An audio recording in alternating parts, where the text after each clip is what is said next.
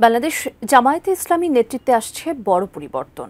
বর্তমান আমির ডক্টর শফিকুর রহমান বর্তমানে দ্বিতীয় মেয়াদে দায়িত্ব পালন করছেন। গঠনতন্ত্র অনুযায়ী ৩ বছরের মেয়াদ শেষে এবার দলটিকে বেছে নিতে হবে নতুন একজন নেতা, যিনি আগামী দিনগুলোতে দলকে নেতৃত্ব দেবেন। কে হবেন পরবর্তী আমির আর কিভাবে তাকে নির্বাচিত করা হবে, এ নিয়ে বিস্তারিত থাকছে সাদিয়া সিদ্দিকার রিপোর্টে। ওনারা আশা করছেন যে আমিরে জামাত এবং কেন্দ্রীয় মজলিস শুরার এই দুটো গুরুত্বপূর্ণ নির্বাচন সারতে পারবে।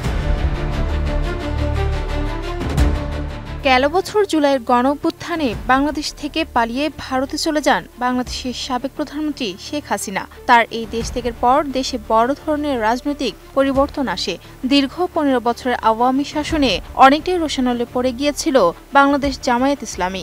তবে রাজনৈতিক পটভূমি পাল্টে গেলে ফের রাজনীতির মাঠে সরব হয় দলটির বর্তমান আমির ডক্টর শফিকুর রহমান, যার মেয়াদ শেষ আসছে ডিসেম্বর মাসেই। আর তাই এখন সময় আসছে নতুন আমির নির্বাচন করার। জনমনে এখন প্রশ্ন, কে হবেন পরবর্তী আমির আর কিভাবে তাকে নির্বাচন করা হবে।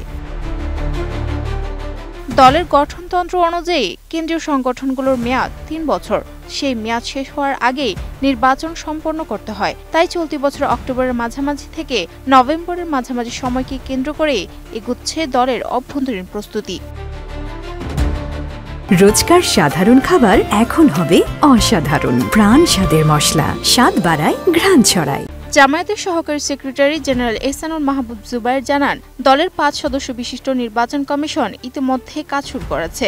আমিরের জামায়াত এবং কেন্দ্রীয় মজলিসে শুরা এই দুইটি গুরুত্বপূর্ণ নির্বাচন একসঙ্গে অনুষ্ঠিত হওয়ার সম্ভাবনা রয়েছে। এরপর ডিসেম্বরের মধ্যেই নতুন নেতৃত্বের শপথ সহ আনুষ্ঠানিক কার্যক্রম সম্পন্ন করা হবে বলে তিনি আশাবাদ প্রকাশ করেন। নির্বাচনের পদ্ধতি সম্পর্কে গণমাধ্যমকে বলেন, আমিরের জামায়াতের মেয়াদ শেষ হওয়ার প্রায় ৪ থেকে ৫ মাস আগে থেকেই অভ্যন্তরীণ প্রস্তুতি শুরু হয়। প্রথমে কেন্দ্রীয় মজলিসে শুরা গোপন ভোটের মাধ্যমে ৩ জনকে নির্বাচন করে, যাদের নিয়ে গঠিত হয় একটি প্যানেল। এই প্যানেলের সদস্যদের নাম দেশের সব রুকন অর্থাৎ পুরুষ ও নারী সদস্যদের জানানো হয়। এরপর তারা গোপন ভোটে এই ৩ জনের মধ্যে যে কোনো একজনকে নির্বাচন করতে পারেন। ২৫শে ডিসেম্বর আগে আমরা নির্বাচনটা সারবো ইনশাআল্লাহ। আপাতত মোটামুটি ফাইনাল হয়ে গেছে আমাদের নির্বাচন কমিশন যেটা আছে ৫ সদস্য বিশিষ্ট। ওনারা অক্টোবরের মাঝামাঝি থেকে নভেম্বরের মাঝামাঝি পর্যন্ত ওনারা আশা করছেন যে আমিরে জামাত এবং কেন্দ্রীয় মজলিস শুরার এই দুটো গুরুত্বপূর্ণ নির্বাচন সারতে পারবে। এখন তো এটা স্বাভাবিক, কোনো অসুবিধা নেই। এই টার্মটাই শেষ হচ্ছে এবং টার্মটা ২৬, ২৭, ২৮ যেটা আরম্ভ হবে, যা মূলত ২৫শে ডিসেম্বর আগে এটা কমপ্লিট হবে। তবে শুধু প্যানেলের মধ্যেই সীমাবদ্ধ নয় এই ভোট।